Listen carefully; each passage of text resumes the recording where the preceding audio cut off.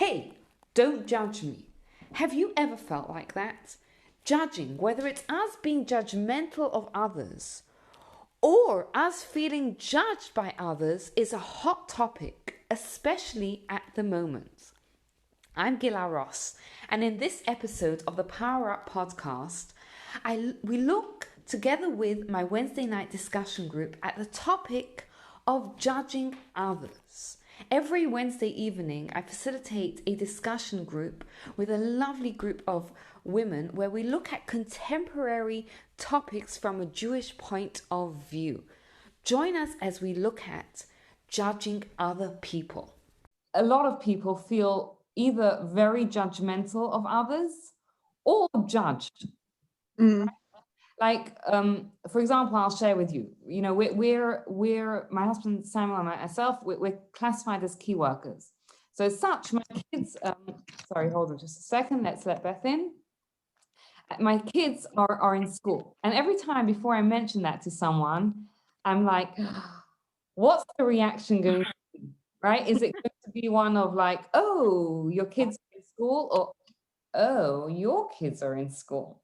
Right? Can anyone relate to that? Yes. Yeah. Yep. Share with us a little bit. I think a lot of it is a portion of it, should I say, is also judging ourselves, because I think there's a guilt there. Whatever decision you make, I feel like, I know on paper it's the right one, but am I even doing enough? Could I be doing more to not have to make the same decision? I just think, being a parent is hard at the best of times, but I think there's just a whole other level of guilt in this situation. Find that? Huh? You find that being a parent is hard at the best. Well, usually it's a breeze. But honestly, like it's there's just permanent guilt, sadness, unknowing, like on a whole other level right now. So yeah, I don't feel like I've been judged for my decisions, but I almost feel like I've definitely judged other people's decisions, and I don't want to be that person. I'm really trying not to be that person, but it's so hard. Yeah. I think Gemma brings up two very good points. Is that sometimes we perceive others' judgments as the way we were to, as the way we're feeling, right? Like, am I making the right decision? And sometimes that's a vicious cycle a little bit, because sometimes what other people say make us second guess our decisions, even though, as Gemma says, sometimes we can know we made the right decision. The second point that you made was also very good, which I'm blanking on. Oh, that sometimes we're judgmental, right? Sometimes we're judgmental, right? We hear something, and we feel like, how could they do that? What were they thinking? And it's true, sometimes we feel that way. We feel like we can either do too much or too little, but we can never get it right with other people. Any other thoughts, any other comments on it? I kind of feel like, who are we to judge? So that's a very good point, Martine, and we're going to get to that. Although I think that's such a good mindset. I wish we had it more of the time, if you know what I mean, because a lot of the times we do feel like, or we instinctively judge before stopping to do it. And I want to clarify that this is not a discussion about COVID, right? It's a discussion about that's something that I think that COVID has sort of brought to it. But I know, for example, like sometimes if you're driving, and especially if you're in a rush to get somewhere and the car in front of you is driving slowly, and I can every day. you feel it, right? You can feel the stress rising, and instinctively you feel like I'm gonna have a panic attack. Who gave you a license, right? Like, who gave you a license to be on the road? Any other thoughts about judging others, feeling judged? I feel great about Nathaniel going to school. I found the first lockdown very challenging, and I think it's worse the second time around because you know what to expect. A bit like when you give birth to a child, you know what it's like. We don't know first time, so it's kind of like, I don't know what to expect. So this time, it's been a blessing for me and for Georgina and for Nathaniel. And when the letter came through, the email to say, like, what days would you like child to go in, I felt amazing when I ticked each day. You know what? Yeah. It's fantastic that if you know that you've made the right decision, to feel good about it. There's absolutely nothing wrong with that. Yeah, and I think off You the make back the right of it, decision. What Yeah. suits yourself. Sorry? yeah, I missed what you just said, Sharon. What was that? You make the right decision for what suits you. Yep. If you need to send your child in, then you need to send your child in. It's what has to suit you. Yes, and everyone. I Yep. chose not to send. Oh, the car's got snow on it. Okay, It's I'm on a Zoom call, darling. I'm on a Zoom call. Speak soon. So just to ask you another question. Does anyone think that Judaism has anything to say about judging other people? What? That you should do it. Sorry? That you shouldn't judge. You should not judge? Anyone else? I want to hear your opinions and then I'll weigh in. Well, does it go hand in hand with Lashon Hara? Because it's I was going to say that. you're going to sort of speak negatively and badly about somebody else. So you're Nicole, you're saying something very, very, very, very deep, very smart, right? That how we judge other people leads to a whole host of how we then interact with them. One of which is, you know, if you're going to pass judgment on someone else, and you're then very likely to turn around to others and say, oh my gosh, can you believe they did X, Y, Z, which is Lashon Hara.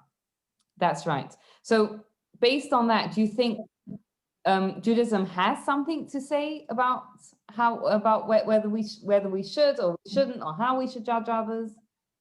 Maybe that we should judge favorably, but then we have to judge sometimes, or I guess some people do, because there's like official channels, like court, or like the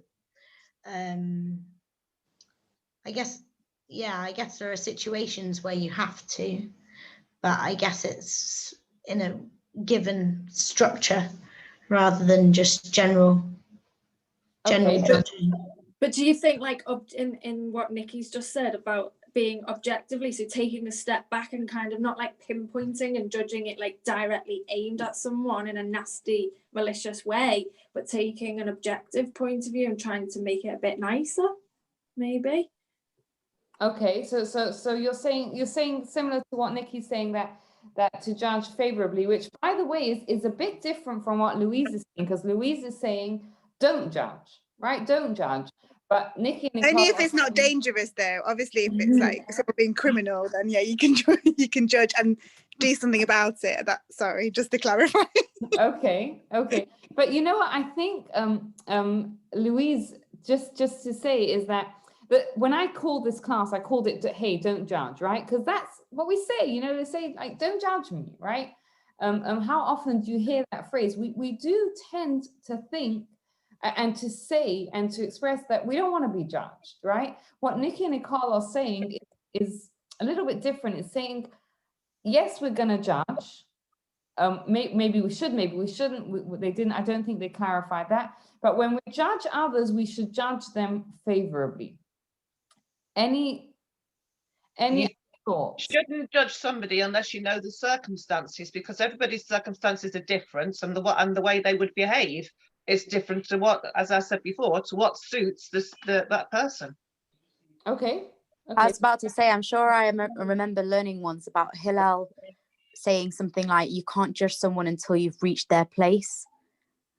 Something along, I can't remember if it was Hillel. I think it's Hillel that says that, yeah, you can't judge someone until you reach their place. But I think that comes down to how do we know when we've reached someone's place?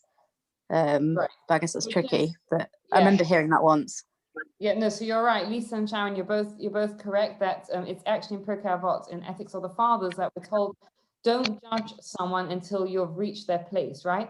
Now, obviously, what follows on from that is that you can never judge someone else, right? Because you've never reached someone else. Every person has a different personality, different circumstances, right? I think we were discussing this a couple of weeks ago. We were saying about like, when we were talking about empathy a little bit, that it's really hard because you're never in exactly the same situation. And now we're using the same idea, but saying that you can't judge other people. But I'm going to ask Nikki whether you had any prior knowledge when you answered. Nikki? I don't think so. Oh, that's amazing. Because Nikki is actually right. There's a mitzvah in the Torah that says that you should judge others favorably. And I think Hadassah saying that human nature is to judge, right? If you think about the way we go through our days, human nature is that we judge the whole time, right? You know, someone doesn't answer our phone call and we judge, right? Someone shows up late for something and we judge. Your kid does X, Y, Z and you judge.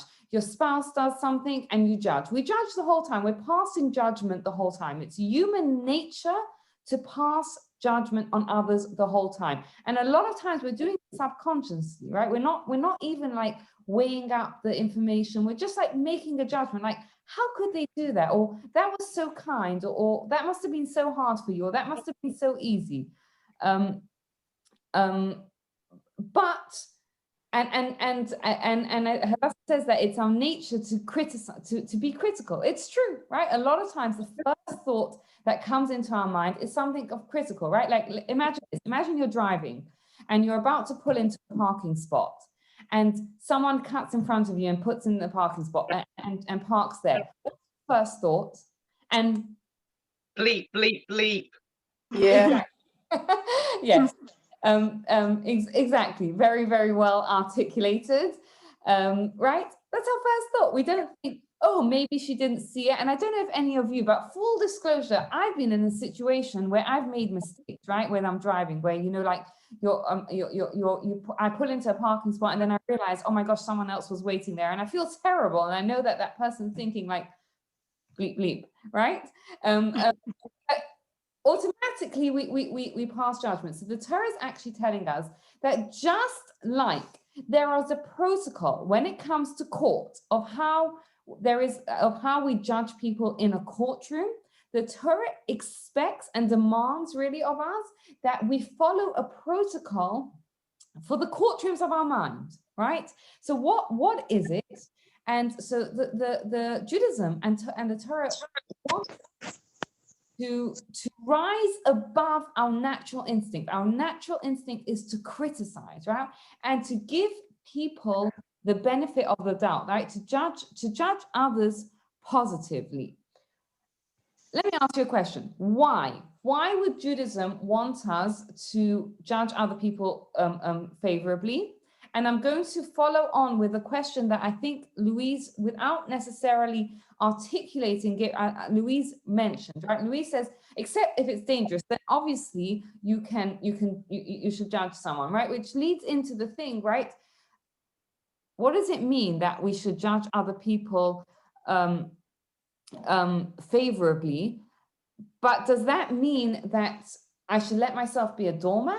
Does that mean that I should let myself, you know, be walked over? So those are the first two questions that I want to ask. Number one is why? Why should we judge other people favorably? And number two, are we supposed to be naive? Right? So if you want to put it like that, are we supposed to be naive? I think it's about giving people the benefit of the doubt first. And when it comes to like judging favorably, I don't automatically assume the worst. And I think if we're talking about judging favorably, I know it's about how you would want to be treated if it was you. So if if you were in that position, you would hopefully hope that people would give you the chance to speak and, like if you're like on a fair trial kind of thing. So, why, what's the saying, to treat a fellow like we want to be treated. So if we treat people favorably, it gives everyone a chance to basically show.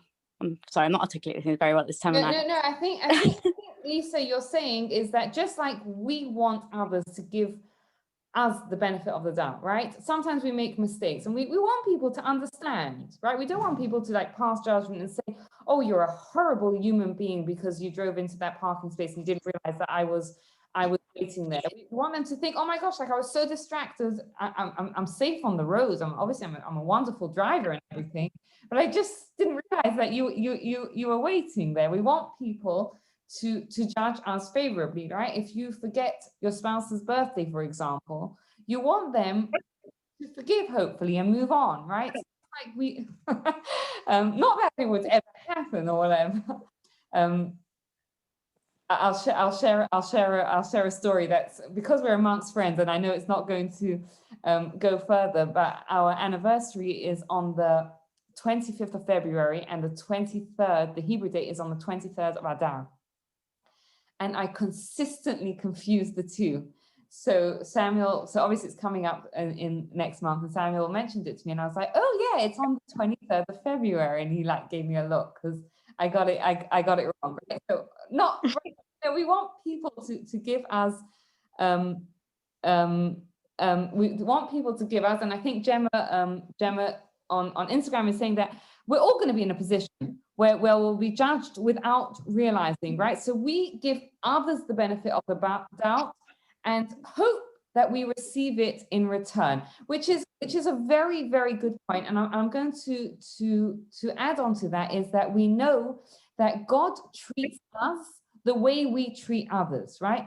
And this is the judging others favorably is such a powerful idea, right? Because what we're told is that I don't know about you, but I know for sure for me, when it comes to God judging me, I want God to judge me favorably. I don't want God to start looking into everything and saying, you know, let's take a look. Let's take a look at what and what your intent was, right? We want God to look and say, yeah, she's more or less a good person, and judge us favorably. And we're told that when we extend that kindness to another person, when we judge other people favorably, that is how God judges us. God judges us in return. Now, we haven't yet addressed the question of are we supposed to be naive, but we're not ready to move on to it. Are there any other benefits of judging other people favorably?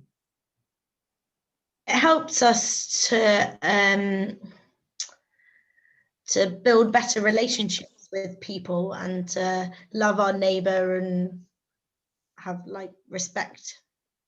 Yes, 100%. And it starts with our nearest and dearest, right? You know, if your child or your spouse, right, walks in the door and they're just a nightmare to be around. There's two ways to look at it. You can look at it and think, oh my gosh, there you go again, losing your temper, right? Or whatever it is. Or you can think to yourself, gosh, you must have had such a tough day. Let me give you 5 minutes space, right?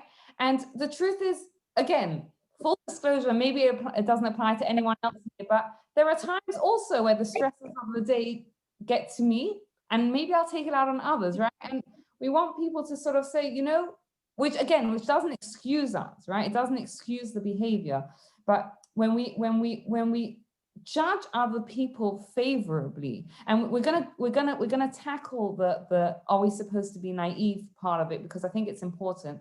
But for now, let's stick with the benefits of judging other people favorably. Is that when we judge others with empathy, right? When we have that empathy to say, hold on a second, you know, maybe something is going on in that person's life. I want to share with you an amazing story that I read from The Chicken Soup for the Soul. Anyone's familiar with that book series? It's a really nice book series. So I read a story in there that there was a teacher, and she was a teacher of like, I don't know, second grade kids or whatever. And there was one particular kid that was like, you know, one of those kids, like a little bit smelly and a little bit dirty and a little bit like all over the show, and just like, you know, there are some kids that are a joy to be around. This was not such a child. And the teacher, understandably, was a human being and found it very difficult to relate to that child. Now, it came one day, it came just before Christmas, and all the children bought presents for the teacher. And this little boy also bought a present for the teacher, except his was like a present was like put in like a dirty brown paper bag. And so she's opening all the presents, and you know, she's making a big deal of it, and she's thanking all the kids, and she gets to this little kids thing, and she opens the brown bag, and she, you know, opens it up, and there's like a little a bottle of perfume in it that's been started. And obviously, you know, she's a teacher and she's a professional, so she's not going to say anything negative to the boy. And she says, "Oh, thank you so much. Did you buy me perfume?" She says, "Yes." She goes, so he says to the teacher, he said, "I that bottle of perfume was my mother's, and it was her favorite bottle of perfume. And she passed away, you know, a few months ago. And you're my next favorite person, so I want you to have it." Right? And I guarantee, so the teacher who's writing the story says, you know, that kid gave me a gift of the bottle, but that's not what the kid gave me. I never again looked at a child the same way, right? Because every child and every human being has a story that we know nothing about, right? And obviously, you know, once she realizes that this poor little child has suffered the loss of a mother, right? Like she treated him completely differently, right? So again, it's a very heartfelt story, but it shows us that when we take a moment to sort of look into someone else's life, and to see perhaps to sort of give someone else you know, the benefit of the doubt that perhaps there's something else going on to it, the way we react is different. Now let's look at that story again from a very, very selfish point of view. How do you think the teacher who walks into the class and has this one child who's a little bit, you know, off and a little bit like, you know, dirty and not so pleasant to be around feels when she doesn't know the story behind him? What's the mindset that she goes into the class with? And what would you imagine? Don't the parents keep them clean? Yeah, why don't the parents keep them clean? Why does he have to end up in my class, right? You know, there's 2 other classes in the school. Why does he have to end up in my class? How does the teacher, once she understands that this is a child who unfortunately has lost a mother, how does that teacher view, how does she walk into the classroom and how does she view this child? More patience, more understanding. Absolutely. Was that Gemma? Yeah. Yeah. More patience, more understanding. So forget about how the child is going to react to that and how the child is going to benefit from that. The teacher herself benefits from that, right? Because and if you think about this, right? Like let's think of an example. I'll give you a scenario. Let's say you have a friend, right? And you text very, very frequently. And all of a sudden you text your friend and you hear nothing back, right? And 2 days go past and you hear nothing back. Now there's 2 ways you can react to it. You can think, oh my goodness, have I done something wrong?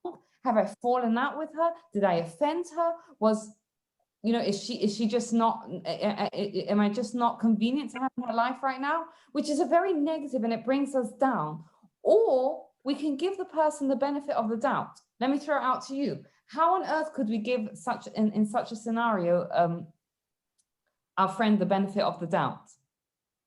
They're probably just really busy and really stressed and forgot to message back, which is probably everyone right now. Yes, exactly. Right. And if you think to yourself, you know, oh my gosh, like she's really stressed and really busy, then it doesn't bring us down. Right. So we're just to sum up what we've said of what the benefits of judging other people favorably is number 1, we want others to judge us favorably. Number 2, God treats us the way that we treat others. When we treat others, when we judge others favorably, God looks upon what we do favorably as well. And number 3, we said that it improves our relationships, right? Because when we judge other people favorably, we treat them better as well. We behave to them. We behave with them with more empathy, right? And it also it takes away the negativity from our life as well. I wanted to share a couple of one other point that I think is often forgotten about it. But let's imagine a situation where you have, I don't know, 10 people, and none of them have ever told a lie, right? And they've never ever told a lie. Now, one time a person tells a lie in that situation. How much courage does it take a person to break the status quo and tell a lie when it's never been done before in that circle? A lot, little? A lot. A lot, exactly. Right? The first time someone does something wrong, it takes a lot of courage. Now, the second time someone does something wrong, it takes courage, but not quite as much, right? The third time, it takes less. Now, the fascinating thing is that if someone does something wrong, but we judge them favorably, but we think to ourselves, whatever, we're gonna get into how we judge people favorably in a moment. But if we give them the benefit of the doubt and we judge them favorably, our sensitivity to that wrongdoing remains, right? Because if, let's say, you know, let me think of an example. Let's just say you're not allowed to stop outside the school to drop your kids off, right? Let's just say everyone kept to it, right? And so imagine someone drives, you're driving past and you're really tempted to stop at so that you can drop your kids off, but you're never going to do it because no one ever does it, right? Let's imagine that no one ever did it. Now imagine you see a car in front of you stop and let their kids off. If you think to yourself, I can't believe they did that, you're a little bit more likely to do it yourself. But if you think to yourself, I can't believe they did that, there must be an emergency or something, right? Then you're not going to lose that sensitivity, right? So when we judge it's a little bit of a nuanced point here, so I hope I'm being clear. But when we judge other people with sensitivity, then when we give other people the benefit of the doubt, when we judge them favorably, our sensitivity and our ability to do good remains strong. Now, let me ask you a question. How do we judge other people favorably? Would it be fair to say that our natural reaction for most of us is not to judge people favorably? It's sort of to jump to conclusions. How could they do that? What are they thinking? That's such a horrible thing to do. I think what you said about empathy is really key, because, for example, if you get sort of someone sends you a judgmental message or an angry email, your first response could be to also be angry as well. But if you try and understand where they're coming from, it almost diffuses the situation. I think that's a great point, to have empathy for the other person. Yeah. How do we build that empathy? Or does anyone have any other ideas? Well, sometimes, like, you know, if you do something wrong, sometimes you'll make excuses for yourself. So I find, like, if someone does something that wrongs me. I have no idea what you're talking about. No, it's probably just me then. The reason why I don't know is because I never do anything wrong, right? Well, exactly. Yes, Nikki, amazing point. Yes. So, like, sometimes if someone does something and I could leap to a conclusion, like judge unfavorably, I try and make excuses, not excuses, but try and think of those excuses for other people, like I would possibly excuse myself as well. Like, I don't know, like the message thing, I might say to myself, well, sometimes I look at a message and then think I'll respond later and then forget, so maybe they've done that or something like that. I think it's such a powerful point, because, like, you know, I know like when we do something, right, we have 100 excuses for ourselves, right? Like, I tried my best Did we really? Who knows? Or, you know, whatever, it's just the way I am, or the way I was brought up, or you know, what can I do, right? We have a hundred excuses for ourselves. Like we're very quick to judge ourselves favorably. Yes, and as Jem is telling us, yes, by putting ourselves in their shoes and thinking, well, what would I have done, right? Would I have reacted any differently? And the truth, you were them, and you were in their shoes, you would have done exactly the same, right? Because you were them. but I think that's a very, very powerful point that can help us, is when we think to ourselves, right? 1 minute, if it was me, I would have many excuses for myself, right? I would be able to say, and sometimes, you know, you don't have to know why, but just to know that perhaps there's a reason that caused them to do it. And if I would have done it, I would be very hopefully, like judge myself and give myself excuses.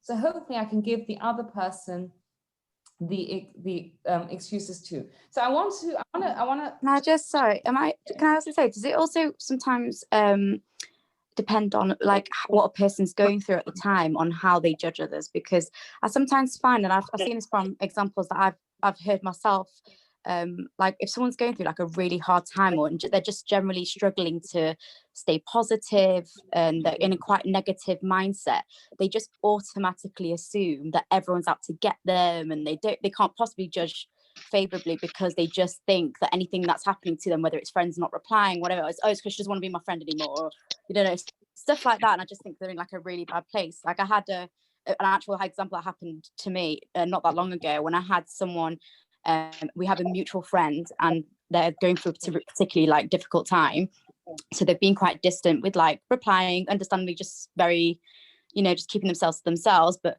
I had a friend who was talking to me about that friend, you know, about similar to what you're saying about, oh, she's not been speaking to me, don't know what's going on, and I knew something that she didn't as to why, but I didn't want to betray her confidence by saying anything. But it was really hard for me to hear her kind of bitching about her when I knew it was for a genuine reason as to why she hadn't been in touch with people and whatever. And I just kept like reiterating, like, just give her the benefit of the doubt, like you might not know something, I don't know, because I didn't want to say anything, so I was just being really careful, but she just wasn't hearing it. She was like really like on one, but I was just wondering if maybe like they're just in that negative headspace and they just can't possibly try to be favorable, if that makes sense. So I think what you're saying is I mean, you in terms of judging the person that's not able to judge other people favorably, that is a very good, and then the benefit of the doubt, right? But for ourselves, I would say that now, and this is like a fundamental thought in Buddhism, again, it's a topic for a whole nother class, is that while we're not responsible for the thoughts that come into our head, we do have the ability to then move on, right? So even though, you know, our natural reaction could be, oh my gosh, how could you do that, right? How could you forget to do the thing that I asked you 300 times? That thought, if that's a thought that pops into your head, then you're not responsible for it. But I think it's important to know that we can rise above it. I'm not saying it's easy, right? We can take a moment and say, hold on a second, let me see if there's a different way I can look at it. And yes, when we're struggling, we definitely have clouded vision, and everyone brings their own perspective to it, which is, I think, part of why we find ourselves judging others so strongly currently, is because people have different perspective, they're in different positions and they're affected differently. And again, as I said at the beginning of the class, we're not having a discussion about COVID and people's behavior during COVID. We're having a discussion on how we should judge other people. Sorry, I was trying to catch up with. Yes. Sorry, I was just catching up with some of the chats that came through. Is that yes, we do. Judging favorably also keeps you more happy, positive, happy, and in a better place.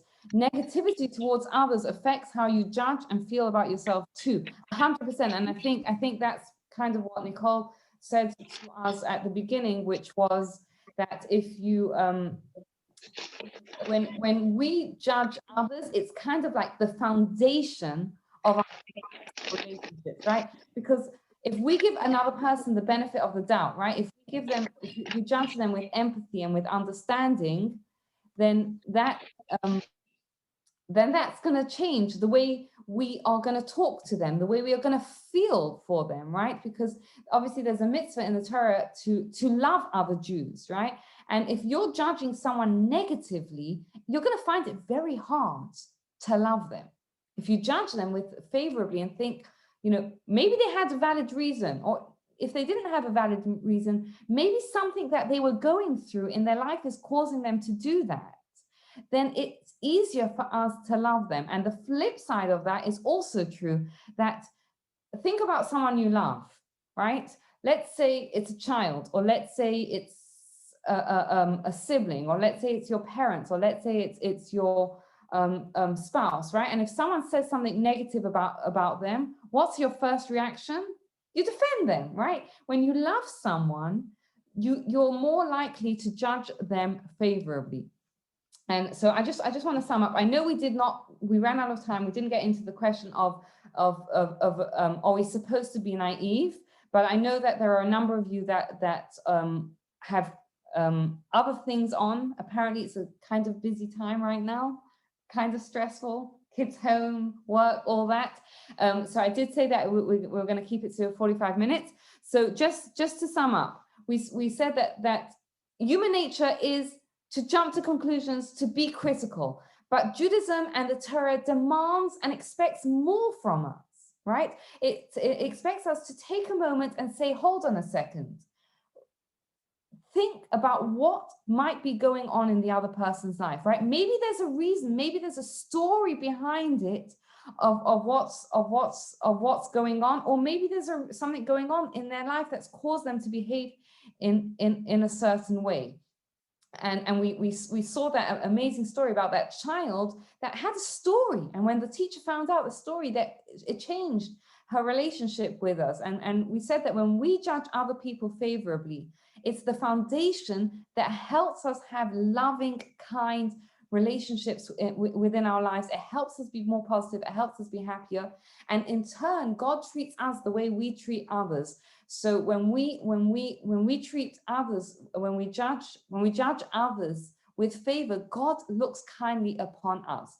Now, I know that we did not go into the question of are we supposed to be naive? We will do it another time, please God. We will do that. I want to just say thank you to everyone for joining.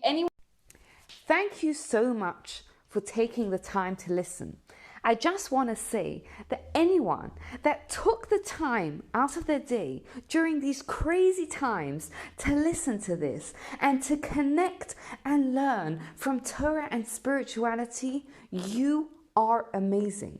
I'd love to hear your thoughts and your feedback. And if you'd like to join a Wednesday evening session, please get in touch. We'd love to have you as part of the group. Thank you again for listening to the Power Up podcast, and have a great day.